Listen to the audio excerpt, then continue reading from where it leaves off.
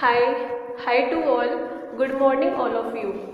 सबसे पहले मैं आपको बायोलॉजी का एक टॉपिक है जेनेटिक्स, जो कि आपके लिए बहुत इंपॉर्टेंट है। जब तक आप इसका बेसिक नहीं समझेंगे तब तक आपको ये टॉपिक अच्छे से समझ में भी नहीं आएगा। तो हम जेनेटिक्स के बारे में बात करने से पहले ये जान लेते हैं कि जेनेटिक्स होती क्या है। सिंपल सी बात है, जेनेटिक्स वो ब्रांच है बायो की, it is the branch of biology, it is the branch of biology that deals with the study of deals का मतलब होता है बच्चा समझना या पढ़ाई करना या इसके बारे में समझाती है। that deals with the study of dominant and recessive characters, dominant and recessive characters.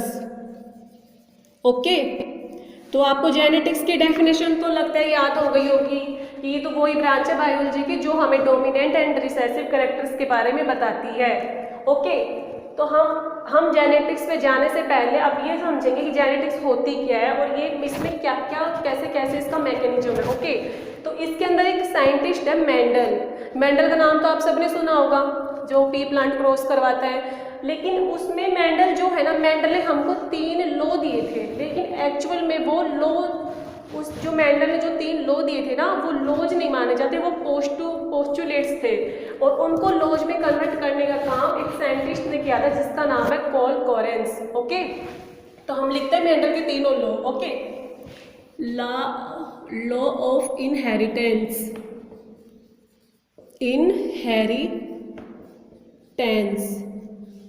अब इसके बारे में बच्चों हम बात करते हैं। लॉ ऑफ इनहेरिटेंस तो हो गया जी मैम, हो गया, हमें समझ में आ गया कि मेंडल ने लॉ दिए थे और लॉ उसके जो लॉज थे ना उसको लॉ का नाम नहीं दिया गया। एक साइंटिस्ट था जिसका नाम था कॉल कॉरेंस, जिसने कि इसके पोस्टुलेट्स को लॉज में कन्वर्ट किया था। और 3 साइंटिस्ट हो गए थे, कितने? 3, जिन्होंने क्या किया था, मेंडल का जो भी वर्क था ना उसको दोबारा से रीडिस्कवर कर दिया था, मतलब उस पर खोजबीन चालू कर दी थी, क्योंकि उनको डाउट्स था कि मेंडल ने जो हमको स्टडी करवाई है, जो हमें उसने स्टडीज में बताया है, उसमें से कुछ ना कुछ कहीं ना कहीं कुछ ना कुछ एरर जरूर है। तो हम वो चीज़ आज आपको एक्सप्लेन करने जा रहे हैं। ओके, तो लॉज ऑफ इनहेरिटेंस, तो इस पे फर्स्ट लॉ आता है law of dominance, law of dominance. Simple सी बात है, डोमिनेंस के नाम से तो कोई भी समझ लेगा कि डोमिनेंट कैरेक्टर्स है वो F1 जनरेशन में खुद का इफेक्ट है, खुद का बिहेवियर है, वो शो करेंगे। अब वो कैसे करेंगे वो हम आपको बता रहे हैं क्रॉस के थ्रू।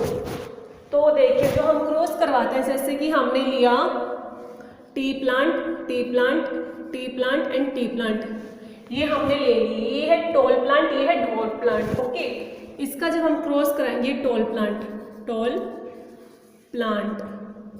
ये है ड्वार्फ प्लांट। ओके, यहाँ से हमने गैमेट्स ले लिए separate, T and the T, यहाँ से आ जाएंगे small T and the small T. Okay, हम इनका करवा रहे हैं cross, T and the T and the small T, capital T small T. ध्यान में रखना, कभी भी क्रॉस करवाते टाइम अगर तुम्हें ये गैमेट्स लिखने हो, हाइब्रिड्स लिखना हो, कुछ भी लिखना हो, F1 जनरेशन के एलेलिक पेयर्स लिखने हो ना, तो सबसे पहले रिमेंबर कर लेना, हमेशा जो डोमिनेंट कैरेक्टर होता है ना वो ऑलवेज रिटन इन फर्स्ट, वो सबसे पहले फर्स्ट प्लेस पे लिखा जाएगा क्योंकि ये डोमिनेंट है and this is the recessive. Okay, यहाँ से आ जाएंगे tall plant and the small plant. चलो जी मैम, ये बात तो क्लियर हो गई, ये हमारी हो गई F1 जनरेशन। अब इसमें क्या होता है, ये जो मेंडल का जो लॉ था ना वो क्या होता है कि मतलब फेल हो जाता है, इसको यूनिवर्सली है ना मान्यता नहीं दी जाती, यूनिवर्सली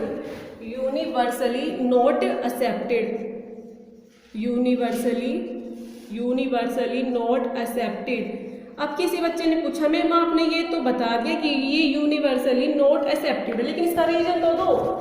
चलो जी रीजन दे देते हैं आपको। मेंडल क्या बोलता है कि जो इंसान इस दुनिया में काला है और कोई गोरा है, तो वो बोलता है जो इंसान काला है ना वो काला ही रहेगा और जो गोरा है वो एकदम ही गोरा रहेगा। पर ऐसा तो नहीं है, इस दुनिया में मीडियम कलर के भी लोग हैं जिनका थोड़ा फेयर कलर भी है ना ज़्यादा डार्क, तो बीच के हैं, तो ऐसा भी तो है ना, ऐसा है इस दुनिया में। तो इसलिए इसका जो लॉ था ना वो यूनिवर्सली नॉट एक्सेप्टेड कर दिया गया, क्योंकि मेंडल तो बोल देता भाई साहब जो काला है काला रहेगा, जो मोटा है वो एकदम ही मोटा है, जो पतला है वो एकदम ही पतला है, ऐसा कुछ मेंडल ने बताया था। बट ऐसा कुछ नहीं है। इसका जो लॉ है ना वो हम मान लेते पी प्लांट तक तो इसका बिल्कुल ठीक चल रहा है। पी प्लांट में तो इसका जो ये लॉ है ना, लॉ ऑफ डोमिनेंस, वो काम कर गया, लेकिन यूनिवर्सली इसका ये जो लॉ है ना वो काम नहीं करता, क्योंकि मेंडल तो सीधा बोल देता है क्या तो एकदम छोटी हाइट का ही मिलेगा तो कोई क्या एकदम लंबा ही मिलेगा जी, ऐसा कुछ भी नहीं है। चलो जी, आपको लॉ ऑफ डोमिनेंस समझ में आया, लेकिन जैसे उसने लॉ दिया था ना तो इसने उम्मीद रखी थी कि हाँ मेरा ये लॉ काम कर जाएगा, कि जो टोल है वो टोल ही रहेगा और जो ड्वार्फ है वो ड्वार्फ ही रहेगा, लेकिन ये काम नहीं करता। तो मेंडल कंफ्यूज हो जाता है, वो सोच विचार करने लग जाता है कि मेरा जो ये लॉ है वो तो फेल हो गया, इसको तो मान्यता नहीं मिली, तो मैं क्या करूँ। तो फिर वो करवाता है इनकी F2 जनरेशन। तो उस F2 जनरेशन में पता चलता है कि हाँ भाई साहब जो पहले अपना कैरेक्टर शो करेगा वो होगा डोमिनेंट। अब समझ में आ गया कि F1 जनरेशन और F2 जनरेशन क्या होगी, लॉ ऑफ डोमिनेंस क्या है। मतलब कि जो कैरेक्टर F1 जनरेशन में खुद का बिहेवियर शो कर देते हैं वो होते हैं डोमिनेंट, एंड जो शो नहीं कर पाते जैसे कि स्मॉल टी, ये होते हैं रिसेसिव, क्योंकि इनको ये जो बड़ा वाला जो टी है ना, कैपिटल टी, जिसको हम डोमिनेंट टी बोलते हैं, डोमिनेंट कैरेक्टर बोलते हैं, वो इसको हाइड कर देता है। तो ये F1 जनरेशन में खुद का बिहेवियर शो नहीं कर पाता और ये कर देता है। Is it that clear? आप सभी को क्लियर हो चुका है ये टॉपिक कि लॉ ऑफ डोमिनेंस क्या है? चलो जी, ये समझ में आ गया, मुझे पता आपको समझ में आ गया। चलो अब हम सेकंड लॉ पे आते हैं, क्यों ना इसकी सेकंड लॉ की बात की जाए। फर्स्ट हो गया law of dominance, okay, and इसका सेकंड लॉ आता है law of segregation.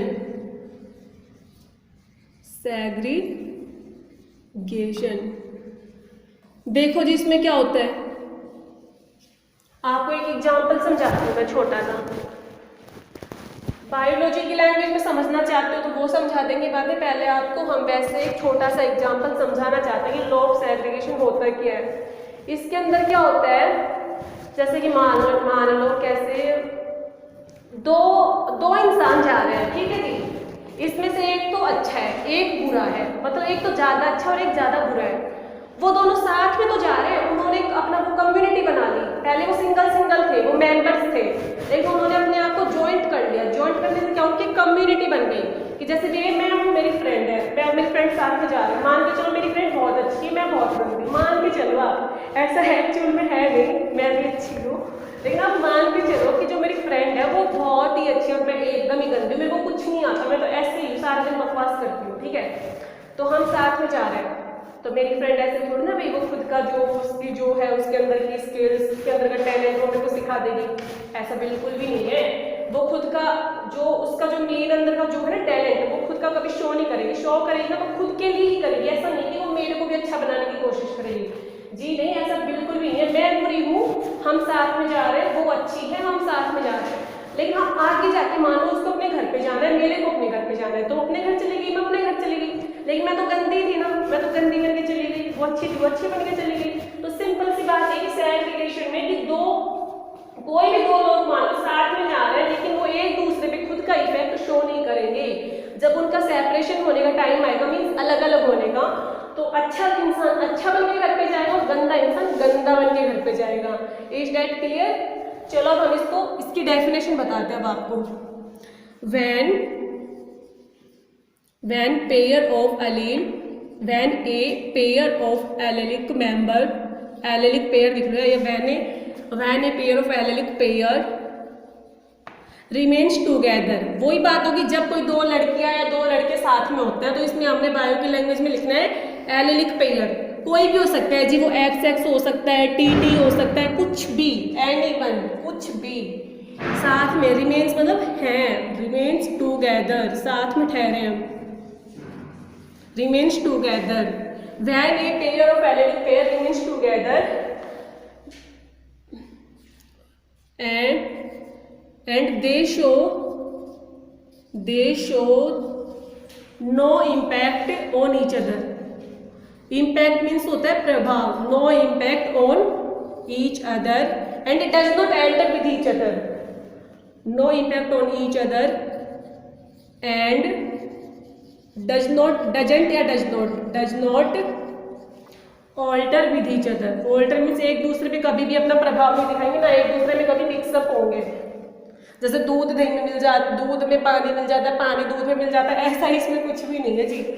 And it does not alter with each other and separated each other and separated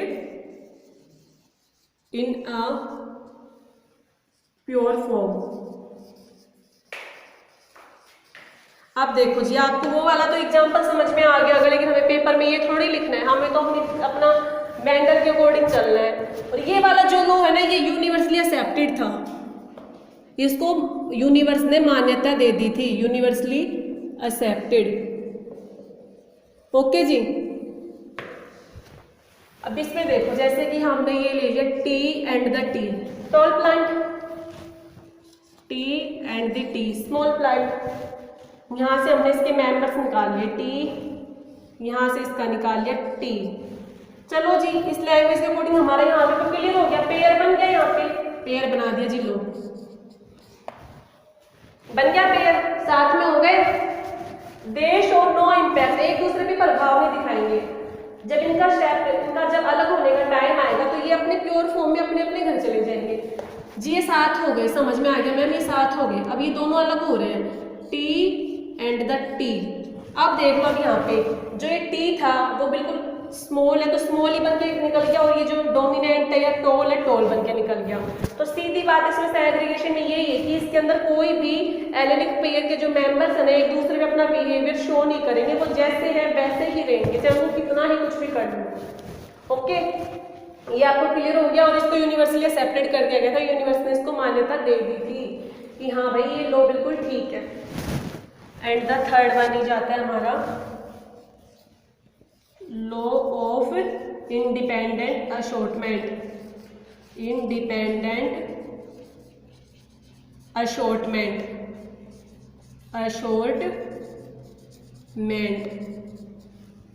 इस लॉ पे जाने से पहले इसमें एक चीज और देख लो, जो हमारे पास गैमेट्स होते हैं मेल एंड फीमेल के, एक्स एंड वाई, ये दो गैमेट्स है किसके, मेल एंड फीमेल गैमेट्स।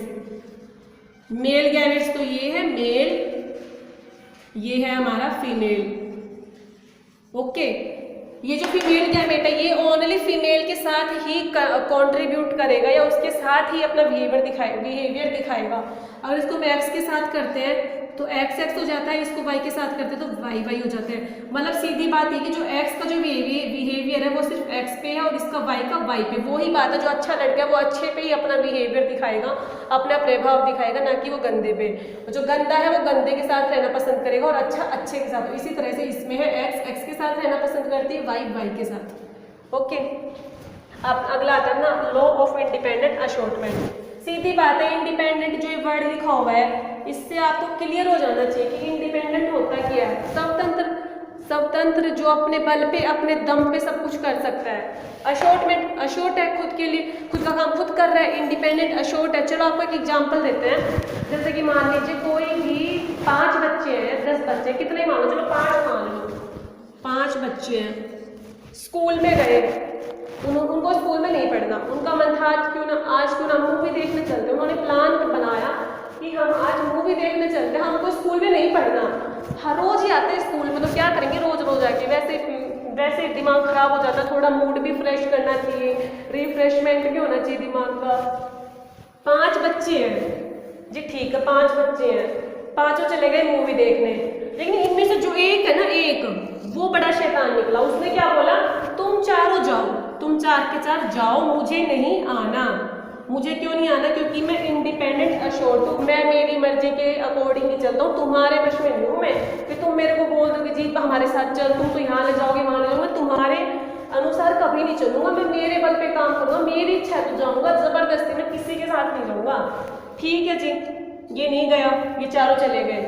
तो यहाँ से आपको समझ जाना चाहिए कि मतलब इंडिपेंडेंट अशॉर्टमेंट का मतलब होता है जो खुद की मर्जी से खुद का काम कर रहा है, वो खुद के ऊपर निर्भर है, वो किसी दूसरे के साथ जाना पसंद तभी करेगा तब उसकी मर्जी में उसकी हाँ होगी। ठीक है, चलो मैम ये तो समझ में आ गया, क्यों ना आप इसका एक एग्जाम्पल और दे दो। चलो आपको एक फनी एग्जाम्पल देते हैं, फनी सा एकदम मजाक से, जिसमें आपको हंसी भी आएगी और आपका ये जो समझाया हुआ टॉपिक है वो भी क्लियर हो जाएगा। मान के चलो एक्स और वाई, क्या क्या, एक्स और वाई, और एक मान लो एक्स वाई, और एक मान लो एस और टी। ठीक है, ये दोनों मान के चल लो, कोई भी नाम हो सकते हैं, एक्स वाई एस और टी। एक्स वाई क्या है, बॉयफ्रेंड एंड गर्लफ्रेंड। ये क्या है, बॉयफ्रेंड एंड गर्लफ्रेंड। ओके, दोनों आपस में, जैसे ऐसे ये है बॉयफ्रेंड एंड गर्लफ्रेंड। भाई ये इसकी गर्लफ्रेंड है, ये इसकी गर्लफ्रेंड है।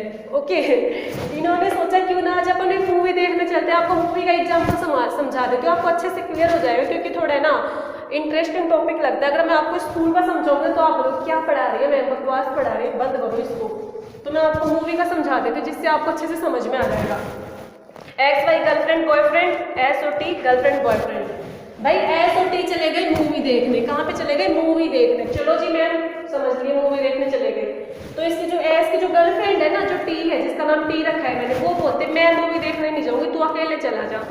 तो वो ऐसा तो है नहीं कि वो इसको छोड़ के चला जाएगा, पैसे दिए भाई टिकट्स के, साथ में बैठेगा, क्यों खराब थोड़ी करेगा खुद की टिकट। चलो मैम कोई टिकट भी खराब कर देगा, मान लेते हैं आपका क्या पैसे वाला है, खराब कर देगा तो क्या इसके बाप का जा रहा है। लेकिन वो ऐसे नहीं कि अपने गर्लफ्रेंड को अकेले भेज दे, क्योंकि इसको डर है कभी दूसरा बॉयफ्रेंड आके इसको लाइन ना दे दे। समझ गए मेरी बात, क्या कहना चाहते हो, मतलब ये है ना इसके साथ ही जाएगा, इसको अकेले नहीं भेजेगा। भाई मेरी गर्लफ्रेंड को कोई दूसरा ना पटा ले, बड़ी मुश्किल से तो फटी है मेरे से और निकल जाएगी हाथ से। चलो जी ये बात क्लियर हो गई। यहाँ पे टी ने बोल दिया कि टी बोली इसकी गर्लफ्रेंड मैं मूवी देखने नहीं जाऊंगी। ऐसे जो वाई एक्स वाई भी आते साथ साथ में, ये चारों एक दूसरे को नहीं जानते। ऐसे इसकी वाई की जो इसकी एक्स वाई है ना, जिसमें जो एक्स इसका बॉयफ्रेंड है, वो बोला वाई को भाई तू अकेली चली जा, आज मेरा मन नहीं है, मैं नहीं जाऊंगा। तो यहाँ से तो इसकी गर्लफ्रेंड रह गई, यहाँ से इसका बॉयफ्रेंड रह गया। चलो जी बात समझ में आ गई। और ये मेंडल बोलता है कि अगर इसकी गर्लफ्रेंड नहीं जा रही और इसका बॉयफ्रेंड नहीं जा रहा ना, तो ये जो दोनों बच गई ये बाहर आके अपने आप में ना इंक्लूड हो जाएंगे, इन दोनों की अलग से एक लिंकेज बन जाएगी और इन दोनों की बन जाएगी। ऐसा कभी हुआ है रियल लाइफ में, होता है क्या, कोई बताओ होता है ऐसा कि कोई अपने गर्लफ्रेंड को भेज दिया, कोई अपने बॉयफ्रेंड को भेज दिया, और जो बच गए ना बाहर दोनों, वो दोनों आपस में बातें कर रहे हैं और जो अंदर बैठे वो चले भेज रहे हैं। ऐसा कभी होता है? ऐसा जी कभी नहीं होता रियल लाइफ में, सिर्फ मेंडल का कहना है कि ऐसा होता है, लेकिन ऐसा एक्चुअल में होता नहीं है। तो यहाँ पे भी मेंडल का जो ये था ना लॉ, ये यूनिवर्स ने जो है ना इसको क्या करा, मान्यता नहीं दी, नॉट एक्सेप्टेड। कि मेंडल तू तो हो गया बावड़ा, तेरे अकॉर्डिंग होता होगा ये, लेकिन रियल लाइफ में तो जाके देख गर्लफ्रेंड बॉयफ्रेंड साथ में जाते हैं, क्योंकि उनके बीच में क्या होता है, लिंकेज मतलब अच्छी बॉन्डिंग। अगर इनके बीच में अच्छी बॉन्डिंग है ना, एक्स और वाई के और एस और टी के, तो दोनों साथ में जाएंगे चारों के चारों, ये इसकी बॉयफ्रेंड और इसके गर्लफ्रेंड के साथ नहीं जाएगा। तो यहाँ पे आके मेंडल का जो है ना ये वाला लॉ मान्यता नहीं मिलती और ये खराब हो जाता है। चलो जी इसका अपन बायो की लैंग्वेज में आ जाते हैं। चलो आओ, वाई एंड वाई, ये हमने दो गैमेट्स ले लिए, यहाँ पे ले लिया वाई वाई आर आर, और ये स्मॉल वाई और स्मॉलर एंड स्मॉलर। ओके जी, ये है येलो राउंड सीड्स, ये है green wrinkled seeds, yellow round, okay, ये है ग्रीन रिंकल्ड। ओके मैम समझ में आता है। अब यहाँ पे मेंडल क्या बोलता है, जो वाई है ना वो खुद का प्रभाव है ना कभी भी राउंड पे नहीं दिखाएगा, सिर्फ ये करेगा तो इस पे करेगा, क्या इस वाले पे करेगा। ठीक है मैम समझ गए। आपने इधर बता दें कि येलो जो कैपिटल वाई है जो कैपिटल आर पे अपना प्रभाव शो नहीं करेगा। ठीक है, ऐसे इसमें है स्मॉल वाई है ना, वो कभी भी स्मॉल आर पे अपना प्रभाव शो नहीं करेगा, क्योंकि जैसे मेंडल इसमें बोला कि अपनी गर्लफ्रेंड बॉयफ्रेंड को छोड़ के नहीं जाएंगे, साथ में जाएंगे, क्योंकि इनके बीच में लिंकेज है। तो यहाँ पे आके इसकी थ्योरी जो है ना वो फेल हो जाती है, क्योंकि इसको यूनिवर्सली मान्यता नहीं मिलती। और ये सारा जो इसका लो है ना वो लिंकेज के अकॉर्डिंग मान लेना, लिंकेज में बेस है, लिंकेज में क्या है, अच्छी बॉन्डिंग है इनके बीच में। अगर अच्छी बॉन्डिंग अगर साथ में ही रहेंगे तो कोई अलग नहीं कर सकता, चाहे कोई कितना ही भड़का लो। तो यहाँ पे आके मेंडल के तीसरे लॉ को मान्यता नहीं मिलती और फर्स्ट वाले को नहीं मिलती, सिर्फ मिलती है तो मिलती है सेकंड वाले को, क्योंकि इसके अंदर है ना कोई भी एक दूसरे में अपना प्रभाव शो नहीं कर रहा। वो गंदा है तो गंदा रहेगा, अच्छा है तो अच्छा रहेगा, हाइट में ज़्यादा है तो ज़्यादा रहेगा और कम है तो कम ही रहेगा। और ये डोमिनेंस का लॉ ऑफ डोमिनेंस, जिसके अंदर मेंडल कंफ्यूज हो जाता है, जब वो F1 जनरेशन करवाता है, F2 जनरेशन का क्रॉस करवाता है, तब उसको पता लगता है कि F1 जनरेशन में जो कैरेक्टर आ रहा था अपने पास में वो डोमिनेंट था और उसने ना रिसेसिव कैरेक्टर को हाइड कर दिया था, छिपा दिया था। जैसे मैं हूँ, मैं हाइट में ज़्यादा हूँ, मेरे पीछे कोई छोटा सा बच्चा खड़ा कर दिया तो वो मेरे को, वो सामने वाले को दिखेगा कि पीछे कौन खड़ा है? कभी नहीं दिखेगा। वो जो मेरे से हाइट में ज़्यादा होगा ना वो ही दिखेगा। इसलिए मान के चलो मैं F1 जनरेशन में खुद का कैरेक्टर शो कर रही हूँ, खुद का बिहेवियर शो कर रही हूँ, और F2 वाला जो छोटा बच्चा है वो छिप गया, वो आगे जाके भी अपना शो नहीं कर पा रहा। तो ऐसे करके ये लॉ ऑफ डोमिनेंस था। लॉ ऑफ सेग्रीगेशन का मैंने आपको एग्जांपल दे दिया था कि मूवी कि ये एक दूसरे में अपना बिहेवियर शो नहीं कर रहे। मैंने एग्जांपल भी दिया था, काला लड़का मान के चलो, गोरा मान के चलो। मेंडल तो कहते जो काला है वो एकदम ही काला मिलेगा, जो एकदम गोरा है तो एकदम ही गोरा मिलेगा। ऐसा जी कुछ भी नहीं होता। ये सेपरेशन होता है। तो ये जो प्योर है वो प्योर, हाँ ऐसा जी मतलब कि मेंडल के अकॉर्डिंग बिल्कुल ठीक बात है, जो काला है वो काला है और जो गोरा है वो गोरा। ये सेपरेशन जब इनका अलग अलग होता है तो ये जो प्योर गैमेट्स है वो अपने अलग अलग अपना अलग अलग कैरेक्टर शो कर देता है। ये थर्ड ये था ही गर्लफ्रेंड बॉयफ्रेंड का। तो मैं उम्मीद करती हूँ आपको मेरा ये जो मैंने जो टॉपिक समझाया जेनेटिक्स का बिल्कुल छोटा सा टॉपिक था, बिल्कुल ना बराबर, और इसका थोड़ा सा फैक्ट था, आपको रटना नहीं है, बिल्कुल रटाया रटाया कभी मत समझो। जैसे इसका क्रॉसिंग करवा के देखो, इसका एग्जाम्पल है ना अपनी रियल लाइफ में लो कि आपको समझ में आ जाए। मेंटल के अकॉर्डिंग चलोगे ना तो सब गोलमाल है बच्चा, गोलमाल। अगर खुद के अकॉर्डिंग रियल लाइफ में वो चीज़ अपनाओगे, उसका ट्रायल खुद के ऊपर करोगे ना, तो आपको ये चीज़ है ना आसानी से कवर हो जाएगी बिना मेंडल के रिटर्न्स जो उसने जो लिखे थे रिटर्न में, जो बुक में एवरीथिंग जो भी है, इसके अकॉर्डिंग मत चलना कभी भी। अपनी रियल लाइफ में उस चीज़ का फॉर्मूला ट्राई करके देखना एक बार जरूर। तो आपको एक cross, law of dominance, law of inheritance, जितने भी तीन थे और जो भी है ये सब आपको क्लियर हो जाएगा। तो अगर आपको मेरा वीडियो समझ में आया, पसंद आया तो प्लीज़ इसको लाइक शेयर एंड सब्सक्राइब करना बिल्कुल भी ना भूलें। Thank you for watching and अगले वीडियो में मिलते हैं नेक्स्ट क्लास में।